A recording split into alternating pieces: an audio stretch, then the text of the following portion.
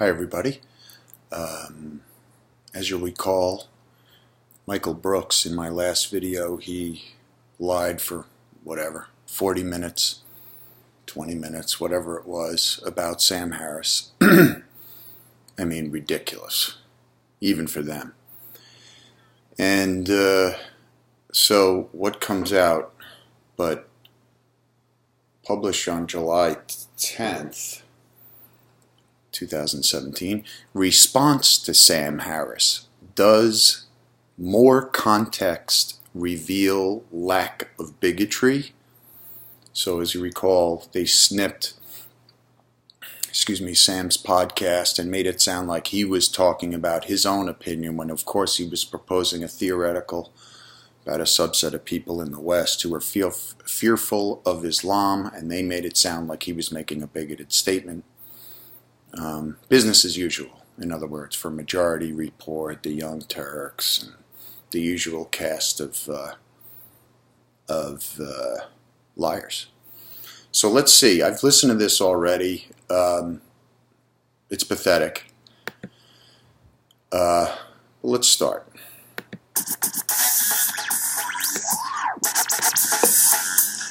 All right, so now let's address the Sam Harris controversy. We seem to have caught the most out-of-context taken man in the internet age, and his collaborator, his sometime sidekick, Maajid Nawaz, which I might be mispronouncing again, and I apologize. I'm not great with pronunciations. We did a video a couple of weeks ago where we took a sound clip that was clipped by a guy named Sasha Sain, who is going around and kind of monitoring Sam Harris's podcast, and we took this clip of Harris basically questioning the value of Muslims coming into Western societies, musing that maybe we should reduce that number. Harris hit back at us, said the video was a lie and taken out of context. Now, I went back, I re-listened to I listened to the whole show between him and Nawaz, Maajid Nawaz. I listened to their entire dialogue, which is punishment enough, in my opinion, for having to deal with this topic. It was pretty laborious. And I talked with Sasha Sain about it. So what I want to do first is we're going to play the full as possible. Again, we can never be up to the Harris standard because, everything is context. We're going to play a longer clip. I want to say at the outset, I think that the way Sasha edited it, I appreciate his work. He's a very nice guy. He'll need, it was a sloppy edit. Although I actually am going to stand by the broader point, and we'll 100%. But they look for that, right? Like that's the sort of thing they're looking for to defend themselves. They'd rather talk about how you can better situate the context than actually let the content of the message. Exactly. And this is someone, that's definitely Harris's game, and we'll get to some. He's used the word game and sidekick. I mean, he thought it was laborious to have to listen to. I'm going to let that go. That's an opinion. That's fine. You mentioned some guy named Sasha Saim or something who did your editing for you, who watches Sam Harris. I mean, you're basically admitting you're farming out your research that would have taken 20 minutes. If you had any scruples. So, first you blame a sloppy edit, and so you blame somebody else, but then you say, I'm going to stick by the larger points anyway. So you give a half explanation / apology, which was no apology, of course, of someone else, and then you double down. But let's see how much you double down. some other examples of that later. But first, let's play this this much more full again. We can't, unlike Harris, presumably he'd probably like if we just uploaded his entire podcast. We can't play the entire thing, but we'll play the preceding statement, which makes clear that he's somewhat speaking in a hypothetical about this. We'll play Nawaz's response, Maajid's response, and then a little bit of a bow from Harris, which is kind of interesting. All right, let's take a listen to this. This is about 4 minutes. I would like to just, as a counterpoint to all of the hopeful noises you just made, I would like to just offer this. This is kind of a gut reaction to that I know millions upon millions of people are having to things like what we just saw in Germany, the recent atrocity at the Christmas market, right? So we have a Tunisian immigrant who murders a truck driver and runs his truck into a crowd of people, and I think was it 12 who died in the end? I don't know if any... About 50 injured, yeah. Okay. Roughly. So you see something like this, and this is happening in the context of this wave of immigration coming into Europe largely by virtue of the war in Syria, although there are other reasons. And there's just the brute fact that 100% of jihadists are Muslim, right? These are not the Amish, they're not the Scientologists, they're not the Anglicans. If you take a community of Muslims from Syria or Iraq or any other country on earth and place them in the heart of Europe, you are importing, by definition, some percentage, however small, of radicalized people, or people who will be prone to radicalism at some future date where they just decide to start watching too many Anwar al-Awlaki videos. It's just, and this only happens to Muslims or people who are likely to become Muslim, right? So you see this massacre in the Christmas market, and I think many people will feel, what is the fucking point of having more Muslims in your society? It seems perfectly rational to say, we don't want any more. We have enough, right? And certainly increasing the percentage is not a help to anyone who loves freedom of speech and anything else, any of the other liberal values that you and I just spoke about maximizing. It's not worth the trouble, and if we can figure out some way to keep the number of Muslims down in any society, whether we're honest about this or whether we do this covertly, clearly it's rational to want to do this. And this is where someone like Robert Spencer would say amen, I would presume. Can you speak to that despair? And I mean, again, this is not an expression of xenophobia. This is an expression of the implication of statistics and the fact that it's only rational not to want to live in a world that looks more and more like Jerusalem at the height of the Intifada, right? So, yes, a few points. First of all, it's not irrational. It's not even inhuman for people to react that way. I think that to take the political left, the very people that they're defending against the rising anti-immigrant sentiment, so the immigrants, if in their own countries also react that way when others come to their countries. It's a very human response. People like familiarity, people like a sense of predictability around their environment and the culture that they expect others to adhere to, because it provides that familiarity and predictability in engagements. It's a very human trait. And there's a danger that ideologues on the left are in denial about what is essentially a very human trait. Now, that doesn't mean, because it's a human trait, by the way, I believe genuinely that we evolved as human animals by being scared of that which we didn't know. Or as somebody, I suppose the populist anti-Islam lobby would say, actually, we're scared of something we do know, and we understand perfectly Islam and what it is, and that's why we're scared of it. But either way, point being, it's perfectly in tune and in harmony with our human evolution to be scared of that which isn't us, whether we know it to not be us or we're scared of it because we're ignorant of it. It's perfectly normal and natural. Now, ideologues... But let me just say, that's true, and I think the left is too blind to that variable, but that's not at all what I'm expressing. I mean, so for instance, I am deeply multicultural in my affinities. If you tell me that there's a family from India that's going to move into my neighborhood tomorrow and open a great Indian restaurant within walking distance of my house, I will be ecstatic. That difference is all to the good. What I worry about is bad beliefs that are operative, right? That's right. And so that's the concern. Okay, so to me...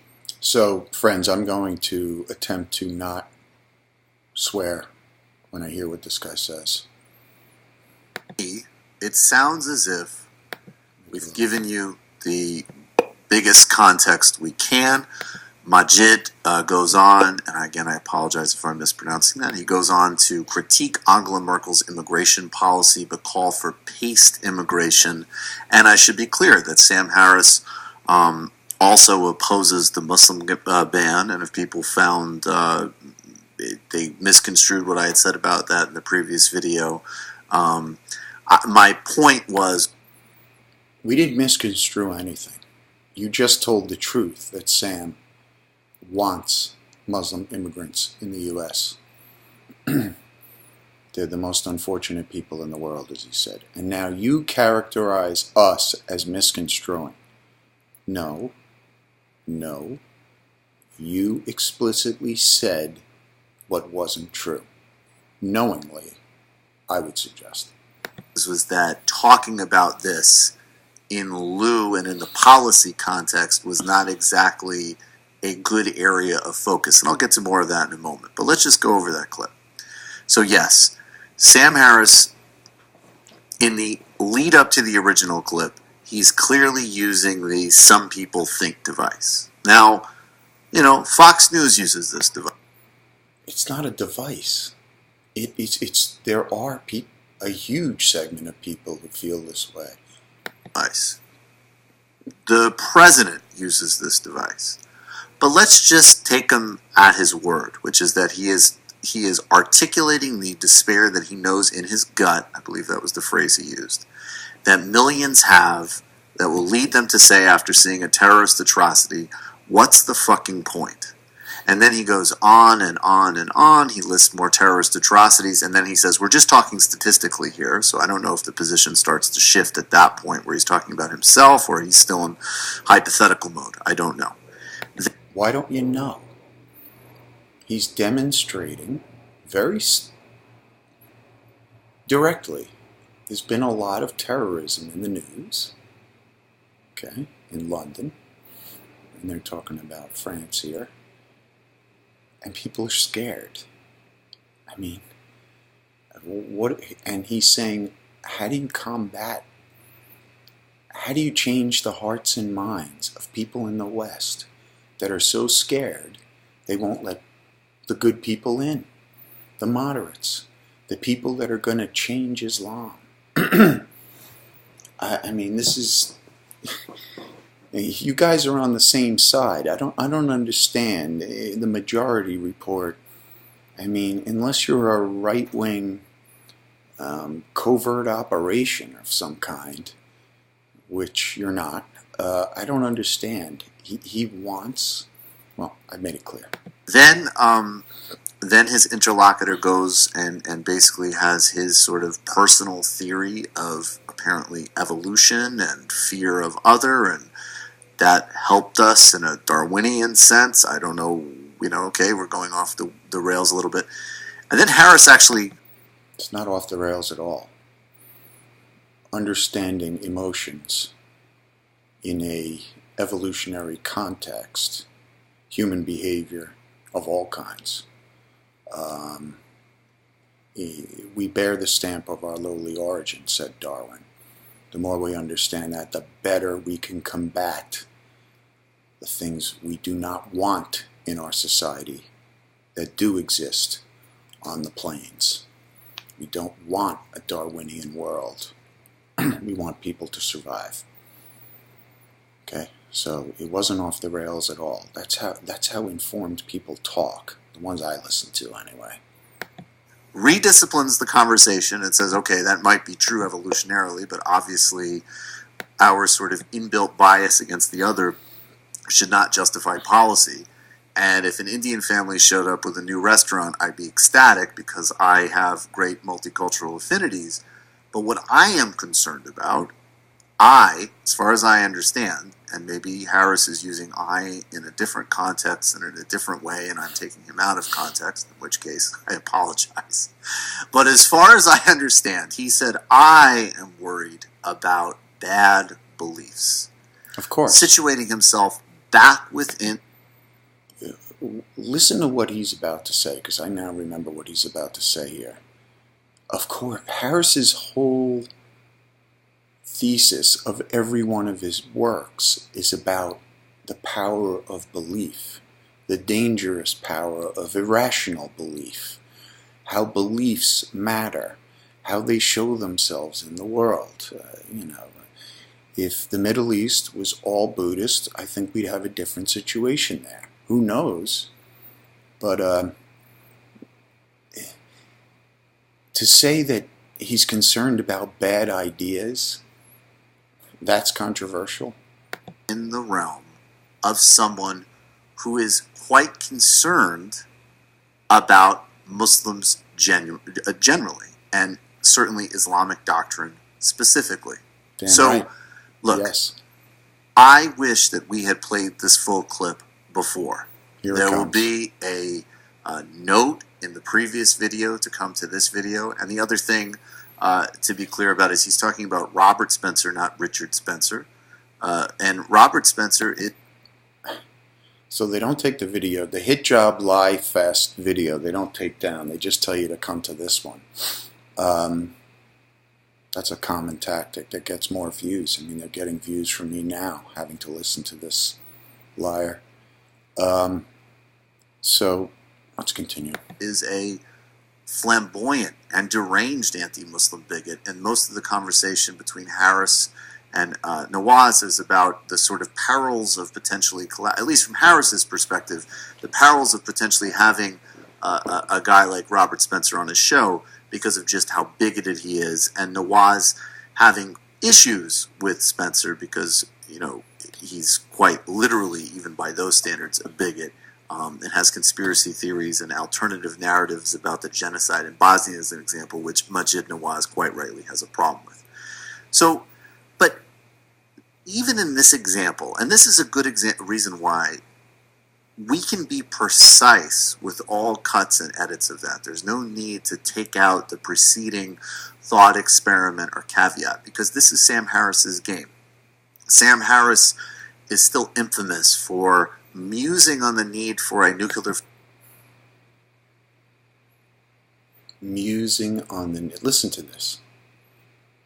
Talking about Islam, the perils of Islam, with a former Islamist, jailed Islamist, whose life is in danger every moment of the day, and now he's going to, let's see. The first strike in the Muslim world. Now, in that same paragraph, he said, it would be an unspeakable thing to do that would cause a massive loss of human life, but may in certain circumstances be necessary. Okay. The infamous passage from Sam's first book. We have nukes. Other countries have nukes. What he wrote in that paragraph, which he could have written better, was America could someday be put in a position to do a first strike, just like any country. We have this, we hopefully have all the scenarios played out. We've prepared. And as a philosopher, when you talk about risk, all you do is talk about the risk being so enormous at the border that we have to strike first. Now, you could philosophically disagree if we ever did that. Maybe I would too, I don't know. But he wasn't advocating a strike. What he was saying was, if these irrational beliefs get out of control, it's going to lead to unspeakable amounts of killing. And we don't want that. Okay? I mean, it's absurd to think that he's a former Buddhist dude. Stop looking for ulterior motives. Find the real motives.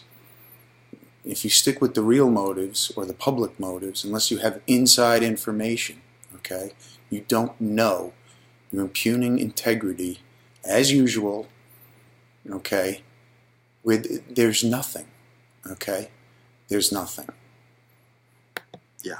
Maybe you should just do it covertly, because that's another thing Harris was musing about, whether that's what some people might think after an event. Well, some people, I mean, like average Joe isn't like, we need to covertly take out Muslims. It's much more base than that. So who is that? Who is the people that Harris is referring to? It's mainly Sam Harris listeners. Yeah, that might have those it's Sam thoughts. Harris cultist, and this is a few other things to get to, because in this sort of mode of discourse, then I'll make a few kind of broader points. This is quoting Harris now, because this is another thing Harris has written. Literally, the title of this column from Huffington Post in 2011, May 25th, 2011, is called "In Defense of Torture." I'm not going to get into the minutia of this sort. Some apology, some clarification. I didn't even look at the old video. He probably says, for further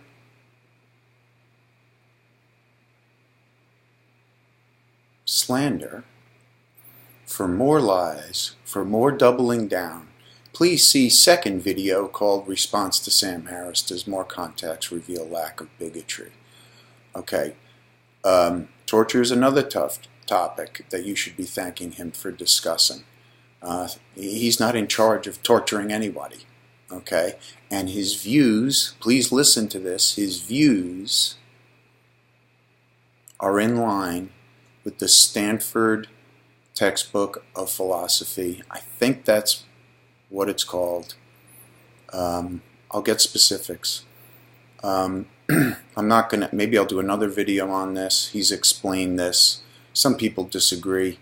The point is, it's a conversation, and his position is completely ethical, whether you like it or not. Okay, pacifism is not the highest bar on the ethical meter. You probably think it is, because you don't do any reading. You don't think about these difficult issues and have these difficult conversations. So, difficult topic. Fascinating topic. His views are frankly mundane, and I would dare say common sense for all of us, assuming you're not a real pacifist, which are very rare in this world. Sort of boring version of a scenario in 24. But just note this sort of rhetorical game here. I'm one of the few people who's argued in print that torture may be ethically an ethical necessity in our war on terror. In the aftermath of Abu Ghraib, this is not a comfortable position to have publicly adopted. There's no question that Abu Ghraib was a travesty, and there's no question that it has done our country lasting harm. Indeed, the Abu Ghraib scandal may be one of the costliest foreign blunders to occur in the last century, given the degree to which it simultaneously inflamed the Muslim world and eroded the sympathies of our democratic allies. Now, he goes on, though, to say that many people who've written to oppose torture do so from an emotional place, and there might be specific scenarios where this is necessary. Now, of course, he has no solid foundation in international law and how. No solid foundation in international. How solid a foundation do you have in international law? He's not talking about international law. And by the way, he said torture should be illegal. Okay? Torture should be illegal. But there are circumstances, a real one, where a guy abducted a child, would not give up the location, took the car with the child in it, didn't know where the kid was, and the question was, would you make this guy feel uncomfortable to find out where that kid was, because he wouldn't give it up. The cops did so. I don't think they worked him over, but they got physical, and he gave it up, and they saved the child. And this point, which is in that Stanford textbook, forgive me, I don't have all the details, heard about it years ago, like this guy should have, where, yes, indeed, it was ethical to make someone uncomfortable, literally uncomfortable, physically uncomfortable, to find out where a kid is in a car, a hot car, literally dying. That's my understanding. Again, it's ethical to do that. The greater good is to find that child. They had him on video. They knew. This was a real case. So the point is, he's about to get this all wrong and characterize this as some ghoulish fascination with wanting to bring back torture. This is what philosophers talk about, you fucking idiot. Excuse me, I swore. How we establish norms of sort of basic international upkeep of norms and standards, which is actually quite an important part of this supposedly more kind of progressive world that we should be moving towards, according to Harris. Now, this guy, Mark Sullivan, wrote a piece a couple years ago in Counterpunch called Sam Harris's Quantum Universe, How to Say One Thing While Meaning Another. And he took a couple of quotes from a podcast that Harris did with a rather extreme figure, Douglas Murray, from... Gotta bring in the... So, let's see, they brought up Sam, he wanted to nuke the Middle East. Oh, Sam, I'm not going to give you all the details on torture, but Sam's kind of fucked up on that. And now let's talk about Douglas Murray. Boy, I don't see an agenda here, Mr. Brooks. Majority.fm. Embarrassing, dude. Embarrassing. You are nobody because you're lying and you're doing this. You are nobody. And you will never be anybody. November 22nd, 2015. Just notice the pattern. This is back during the Republican primary when Trump had proposed the Muslim ban, registry, and other candidates were trying to race to catch up with him. And again, be aware with Trump where right-wing thought experiments can actually lead to policy. But here's Harris. Harris, there are many strange and silly declarations both on the right and the left relating to this crisis. He's speaking about immigration, Islam, Syria, and all the rest. And what's especially distressing is that the demagoguery has been coming from both sides. We've had Donald Trump and Ben Carson and Ted Cruz say things like, and then it's truncated. I think Trump said that there should be a registry for all Muslims and we should start closing mosques and we shouldn't let any Syrian refugees in. Cruz said we should only let in only Christians. Okay, I agree, crazy things to say. Now back to Mark Sullivan. And yet, 1 minute and 31 seconds later, Harris seems to have changed his mind. Now watch what he does here. Okay? Watch what they both do.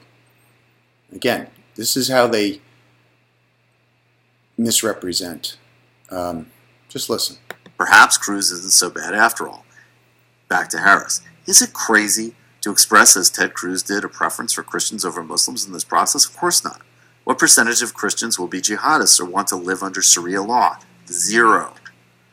If we know that some percentage of Muslims will be jihadists, if we know that we cannot be perfect in our filtering, then we know the larger percentage will be committed to resisting assimilation to our society, and then to know that a given refugee or family of a refugee is Christian is a wealth of information and quite positive information in this context. So is it mere bigotry or mere xenophobia to express that preference? And of course, the question mark. Now back to this. I hope you understand. I'm not expressing sympathy at all with Ted Cruz's politics or with Ted Cruz. And now Sullivan. And yet, and Harris, is it unhelpful to treat him, though he actually is a religious maniac, like a bigot in this point? This is a quite reasonable concern to voice, and the fact that we have a president who will not even name the problem is giving the right enormous energy, and we really don't want to have that here. So I read that just to show that Sam Harris is, for a guy who constantly whines, is a sort of strategically disingenuous person. Strategically disingenuous. He's on the record and consistent for wanting refugees in this country. Okay? One of his best friends is Ayaan Hirsi Ali. So that's in stone, buddy, and you know it because you capitulated early in this video by saying that we may have misconstrued when you told 50 lies in a row, the same lie. Okay? He wants the refugees. He's a philosopher. This is what they do. He's talking about the ethics of saying, well, why don't we prioritize the Christians in that area? They're much less likely to radicalize in Islam. Is that not true? And here's the big point, idiot, which you left out. They are being killed because they're Christian. So they're even more unfortunate than the Muslims who live in ISIS territory. So the point is, should we prioritize non-Muslims in Syria, Iraq, Afghanistan, Pakistan, wherever, over Muslims? Because at least if you share their sect, you may not get killed. So maybe those people deserve more attention from the West, more altruism. That's the question. And they have the added benefit of not subscribing to that ideology, which may or may not turn out perfect in every scenario. The other thing you're ignoring is this country identifies as something like 70% Christian. I mean, what planet are you from, buddy? I mean, just talk to your friends. They're gonna, I mean, anecdotally, this is what people say. Again, that's my experience, means nothing. But you're again missing the point that Sam was making. Okay? And there's no way you disagree. If you do, why don't you say so? Who is constantly giving himself escape routes and different ways of coding or evading or not actually strictly standing by the implications of what he's saying. He almost never does that. That is a lie, okay? He asks questions, rhetorical questions, right? Socratic style questions, okay? But I know his views on just about everything. I think I could take a test on his views and get pretty close to 100. So what are you talking about? That's not true. It's absurd. And for good reason. I understand that Sam Harris opposes the Muslim ban. I have no idea how anybody could read and take seriously his musings on Islam and not support a Muslim ban. So he concedes that Sam does not want a Muslim ban. But if you read his musings, how could he not be for it? Well, obviously, someone like me who's read his musings does understand the consistency of his position. You liar. That would be the logical conclusion, in my view, of reading and taking anything he says seriously. As opposed to you. In that clip, when Maajid Nawaz started addressing Angela Merkel specifically, he blamed the left, of which apparently Angela Merkel is now a member of, for inflaming the right by supporting open borders and refugees. Now, this is the old chestnut that we hear all the time, which is that apparently there's a secret horde of voters who are really left and secular and moderate and progressive, but they migrate over to vote for dangerous, bigoted neo-fascists from Europe and the United States because liberal Democrats and centrist Democrats like Barack Obama have not been sufficiently anti-Muslim enough. So in other words, having actual policies, whether it be drone strikes in Yemen, of which I have many problems with, or serious aerial bombardments of ISIS, overseeing extensive spying programs, counter-surveillance programs, which continue through the Obama administration. But apparently because one goes out and gives speeches where they say that a group of homicidal maniacs are not the perfect representatives of over 1 billion people, and yes, maybe mouth some platitudes which don't get to the nuances of different strains of Islamic thinking. Not that I've ever heard Sam Harris ever do anything remotely approaching that in his life. That apparently... Now you heard that. Did that make any sense? He referred to a part of the podcast where Nawaz mentions Merkel, which we don't hear.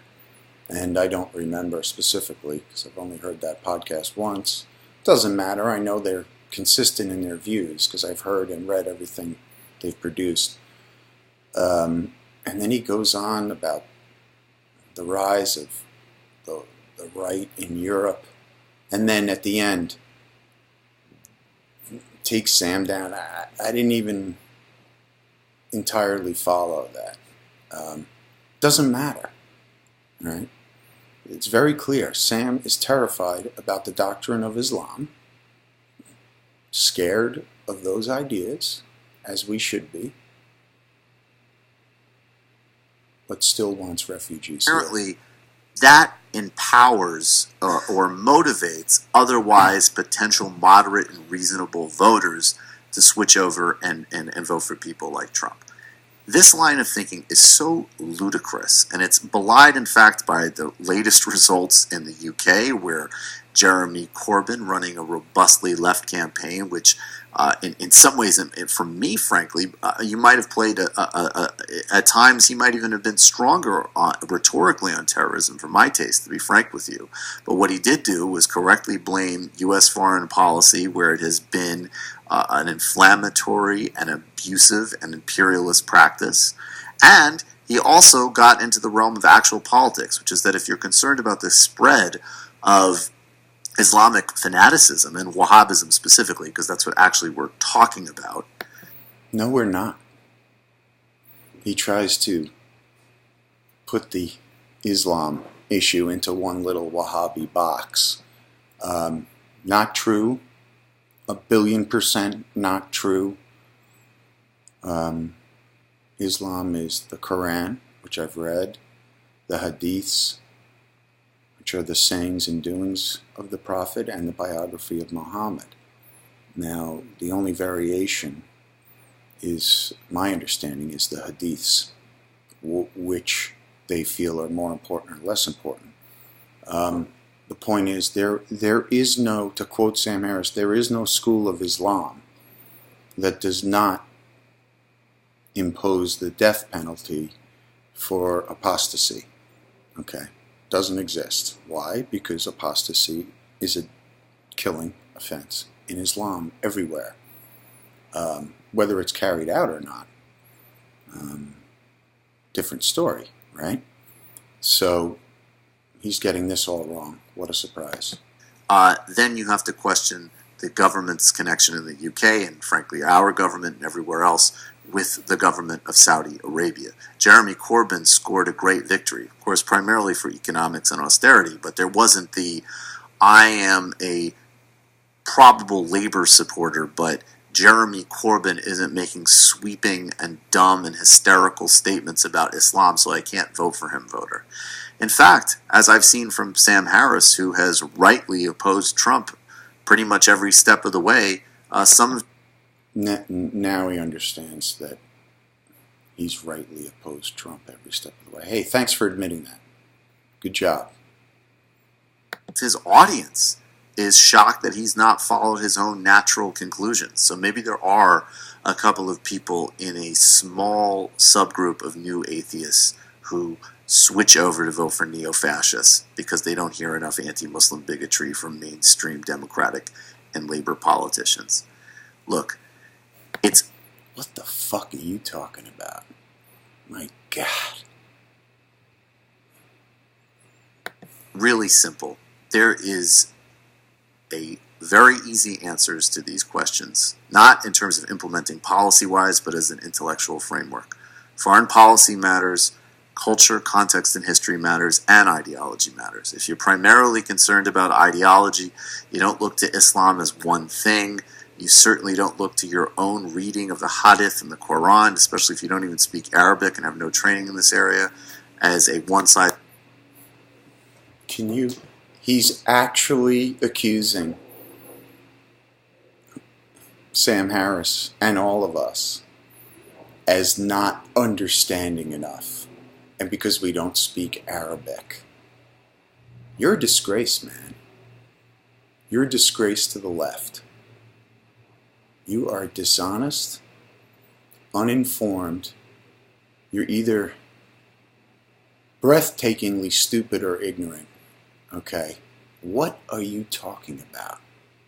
What are you talking about? Fits all answer to this. You can focus on the role of funding a very specific and virulent strain by certain members of the Gulf states who happen to have very close relationships with Western governments. These are complicated issues, they're important issues, and even if you're not doing it intentionally, if you're out promoting hysterical, ahistorical, pseudo-intellectual... Name one time he was ahistorical. Because I've looked it up, a lot of what he says, and he's hard, again, I say it a lot, he's hard to catch in a mistake. I've listened to a lot of smart people, and they occasionally make mistakes, but here you go again. What are you talking about? Virulent strains in the Gulf states with the U.S. government. I mean,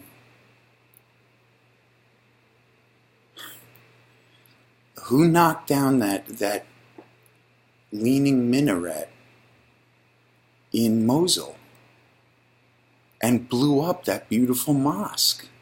Views about this, you were at the very... It was ISIS before they got run out of there by the Iraqi army, backed by us. Okay, it's true. Okay, but we're talking about ISIS here, buddy. I don't know what you're talking about. Very least, the unwitting handmaiden of some incredibly dangerous and cruel policies that are happening right now in the United States and across the globe. We've played it in fuller context. I'm sure that there will be new rounds of bitching and whining from Harris and from Nawaz, but I hope anybody who takes these things at all seriously and would like to do a little bit of work besides listening to a couple of podcasts will get in, do some actual reading, do some actual research, because these areas actually are quite important and they demand that. I mean, this guy has the balls to tell us to do our reading. Fucking hit job galore. So let's see. Yeah, we screwed up. We had some other guy edit the thing, and yeah, oops. And Sam is actually for Muslim immigration in the U.S., as he's ceaselessly said for years. But hey, that whole nuke first strike thing, which he did not say 12 or 15 years ago. And then it was his views on torture. You just brought up the word torture and Abu Ghraib, which he, quoting him, but it went nowhere, and you didn't discuss his beliefs, which are, as I said, not controversial at all. And then what was the hit job on? I forget the next one. You know, whatever. Mischaracterizing what he said about Islam in our world and so on. Then you blame the United States intervention, our government and the British government.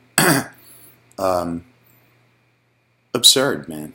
Of course, the British government and the American government and any other government you want to name have a lot to answer for. But, you know, you're not characterizing the situation. You're ignoring what's going on. Why are you doing that?